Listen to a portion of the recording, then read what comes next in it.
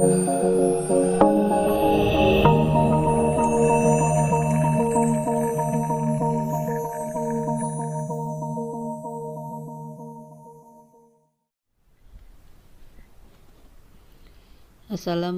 warahmatullahi wabarakatuh.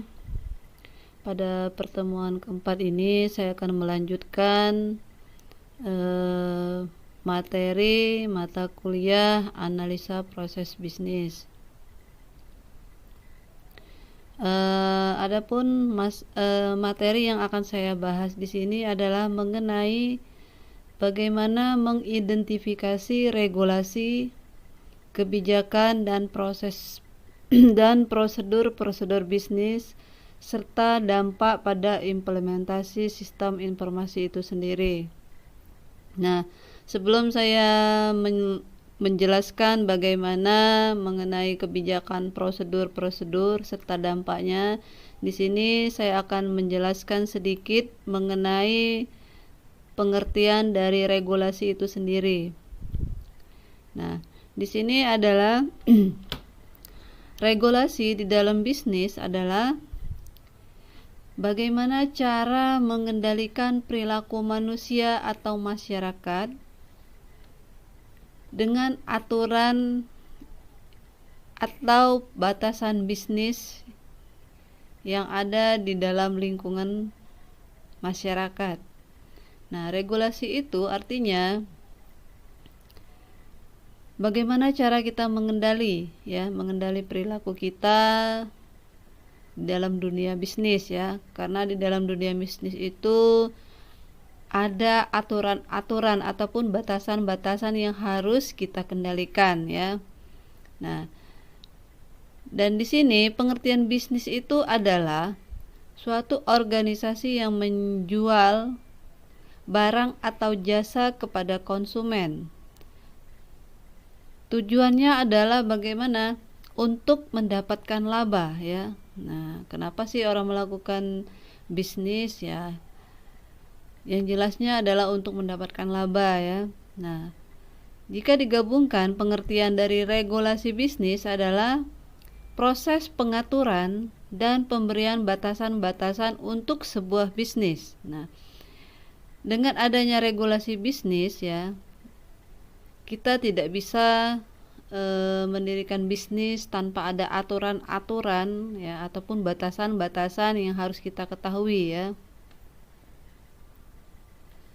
Nah, kita lihat regulasi bisnis itu dari sudut pandang pemerintahan ya. Nah, dari pemerintahan itu sendiri ya, ada aturan-aturan, kebijakan-kebijakan yang diberlakukan untuk memastikan pertumbuhan bisnis di masyarakat.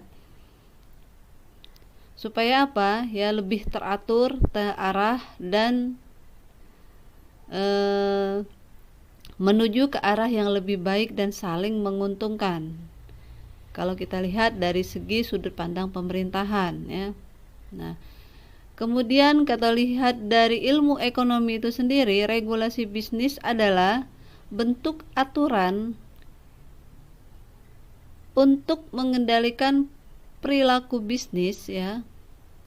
Bisa dalam batasan hukum yang sudah diterapkan oleh pemerintah. Kemudian regulasi dalam bisnis industri ya, dalam bidang industri. Kemudian peraturan asosiasi perdagangan ya. Nah, kalau di dalam ilmu ekonomi ada juga regulasi yang harus diterapkan ya, beberapa aturan-aturan dalam perdagangan. Kemudian di sini kebijakan bisnis ya.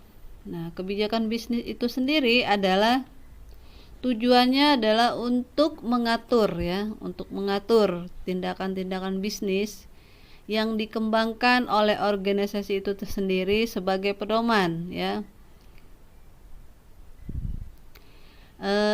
Dengan adanya batasan-batasan ya ataupun kebijakan-kebijakan di dalam organisasi adalah tujuannya untuk mencapai tujuan organisasi itu tersendiri.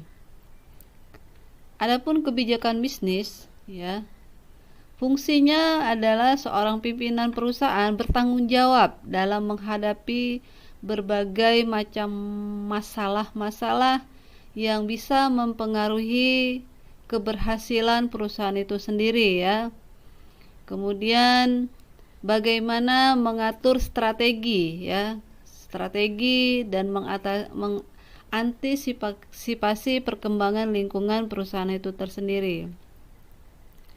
Nah, di dalam manajemen, ya, di dalam manajemen perusahaan, ya, adapun keputusan manajemen yang ingin dicapai, ya, yang jelas di sini adalah aktivitasnya adalah satu, kebijakan produksi, ya. Nah, di dalam manajemen itu untuk meningkatkan produksi untuk mencapai tujuan perusahaan, ya, harus ada kebijakan produksi, ya. Ya, contohnya seperti BEP, ya, kapan harus berproduksi, kemudian kapan kita harus meningkatkan volume produksi, dan kapan kita harus menghentikan produksi itu tersendiri. Itu di dalam kebijakan produksi. Nah, kebijakan harga, ya, di dalam regulasi bisnis, kebijakan harga itu kita tidak bisa menentukan harga dengan sendiri, ya. Harus mengacu kepada harga produk yang sudah ditentukan di pasar, ya. Nah, kemudian di situ 4 jenis kebijakan harga yang harus kita perhatikan, yaitu jumlah biaya produksi, kemudian keuntungan, kemudian diskriminan harga, ya, biaya tambahan harga, ya. Itu ada kebijakan harga yang harus kita perhatikan. Dan yang ketiga adalah penyesuaian harga, ya. Penyesuaian harga kita harus melihat kebijakan penetapan ataupun penyesuaian harga jual berdasarkan penambahan produksi, sehingga akan mengakibatkan perubahan pada biaya itu tersendiri. Nah, di sini mengenai pemindahan atau pembebanan harga, ya. Nah, di sini teknik dalam penetapan harga, ya, suatu bisnis dapat didefinisikan melalui penetapan harga input, ya, antar divisi usaha secara rasional dan adil supaya bisa mendorong produktivitas masing-masing.